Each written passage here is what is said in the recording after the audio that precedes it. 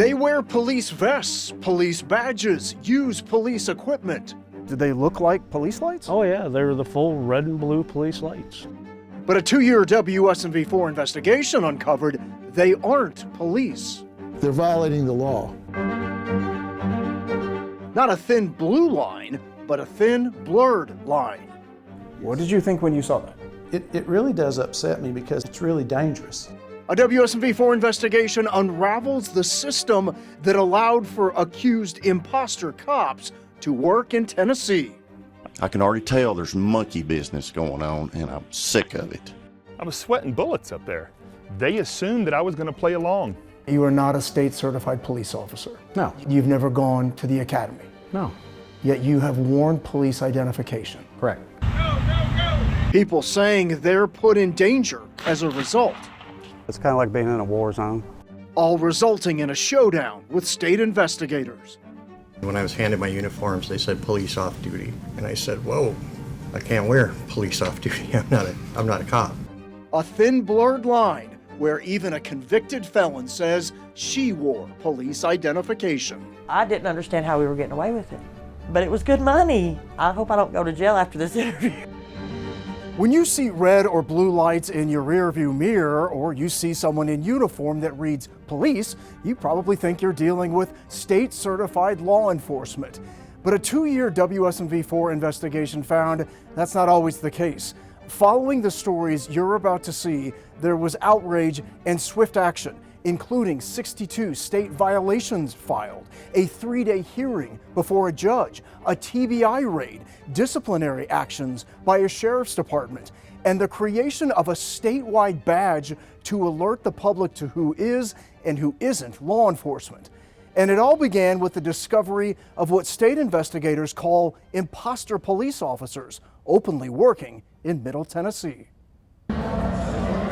It's a Friday at the Opry Mills Mall, and working security alongside all the people wearing vests and badges that read police is Nick Jordan. That's him in the middle, dressed as same as the others, wearing a gun, even with a yellow patch that reads police. But listen to what he says when I ask him his police status. You have on your police badge. Yes, sir. Are you a police officer? I'm not allowed to answer any questions with media related, I'm sorry. And we have a lot of questions for Jordan. In 2018, after earning his police certification, he quit the Shelbyville Police Department after being recommended for termination, accused of unwanted touching. According to the state, when you leave a department, you lose your certification until you're rehired at another department. And guess what happened in 2021?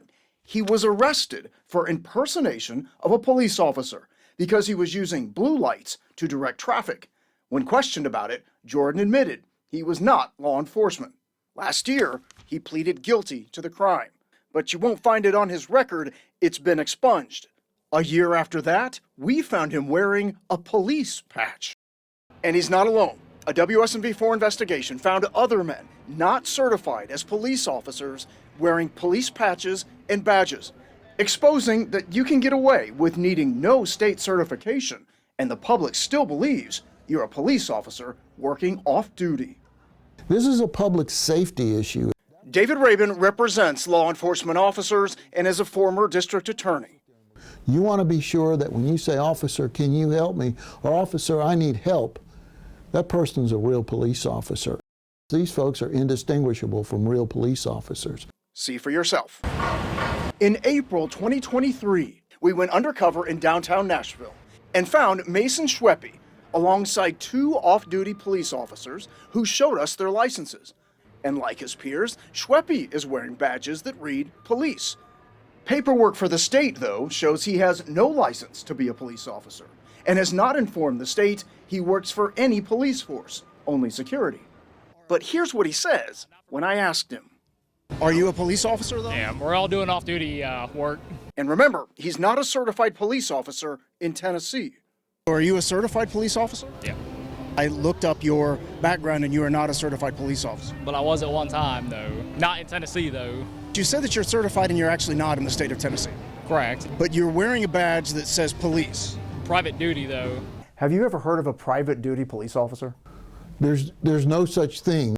And a big sticking point, the word police on their uniforms. In an email to WSMV4 Investigates, the agency that certifies police officers wrote, "As far as uniforms, state laws have prohibitions related to the style of uniforms and badges worn by security guards or use of the word police on the uniform." They're violating the law.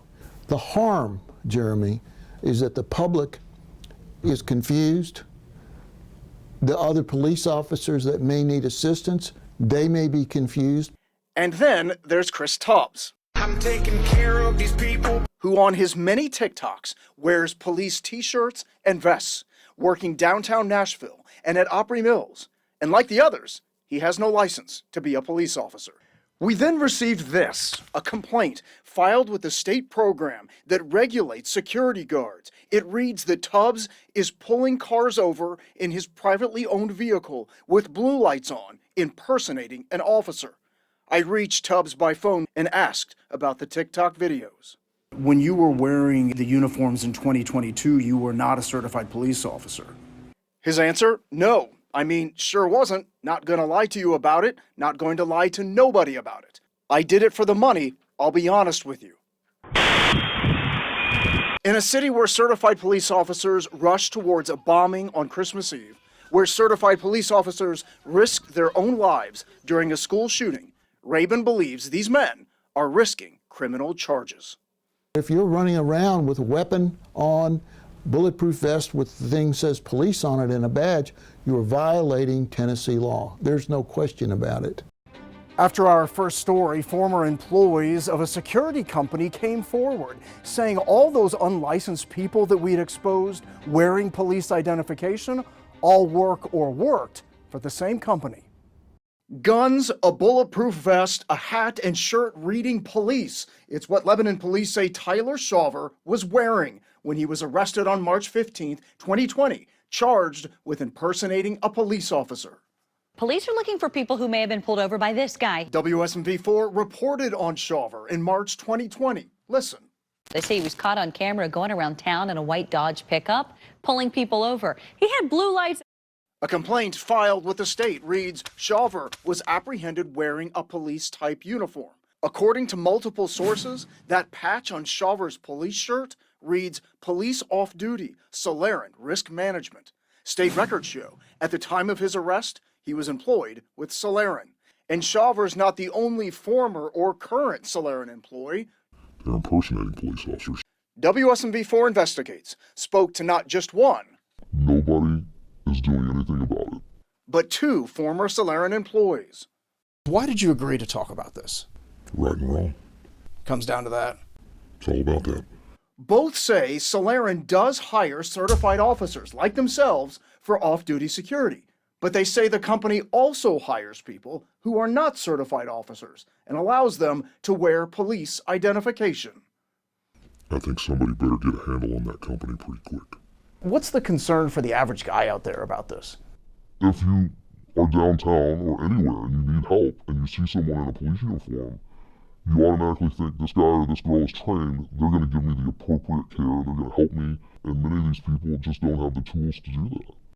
Along with working the mall, WSMV4 Investigates documented Solarin employees not certified, but wearing police identification working downtown.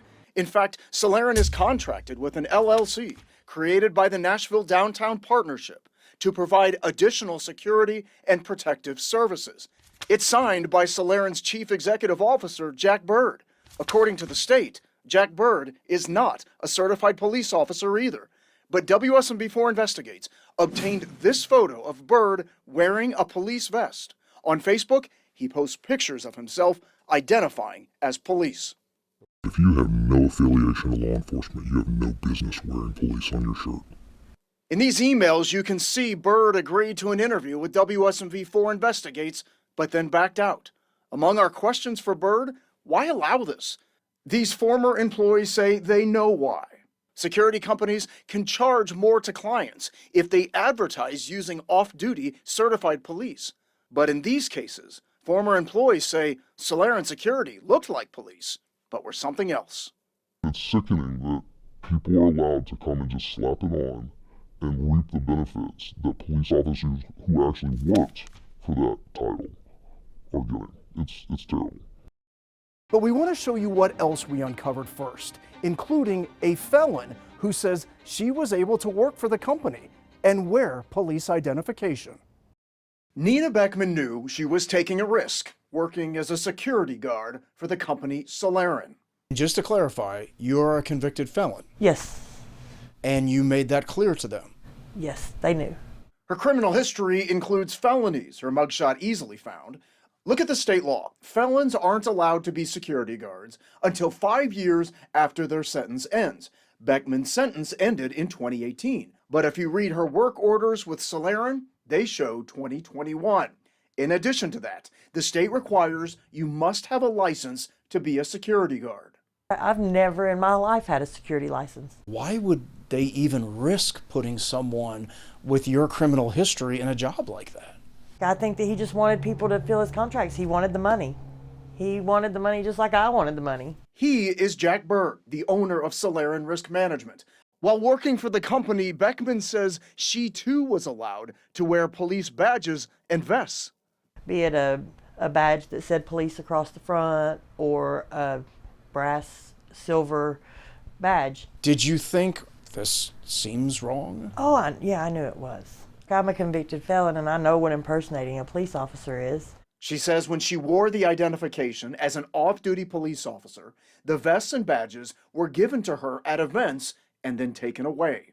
If someone had been in a real emergency, oh yeah, and they came to you seeking help, would you have been able to help well, them? I would have dialed 911 with my phone. I couldn't pick up a radio and say, hey, you know, this is Officer such and such, come get this person that's hurt.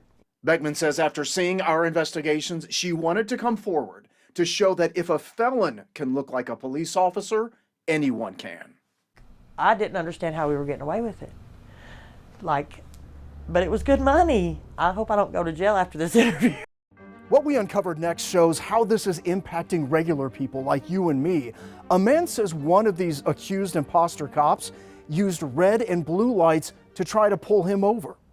Well, I had a problem with this guy here a couple weeks ago, and on February 9th, 2023, flashing red and blues he had in the back of this RAV4 that he drives. Chad Hayes called Watertown Police to let them know he'd just seen the driver of this RAV4. Hayes says that driver flashed police lights at him a month earlier, but that driver was not a police officer. I'm about to endanger somebody's life.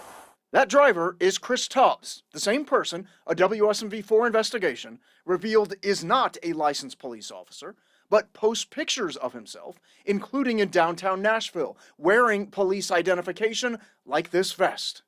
What did you think when you saw that? I mean, it really does upset me because it's really dangerous. Did they look like police lights? Oh yeah, they were the full red and blue police lights. Hayes tells WSMV4 Investigates he first encountered Tubbs on I-40 on January 12, 2023. And the Tubbs driving the RAV4 became aggravated when Hayes tried to pass him. Jerked his wheel back to the left while flashing his little red and blue lights out the back window at me.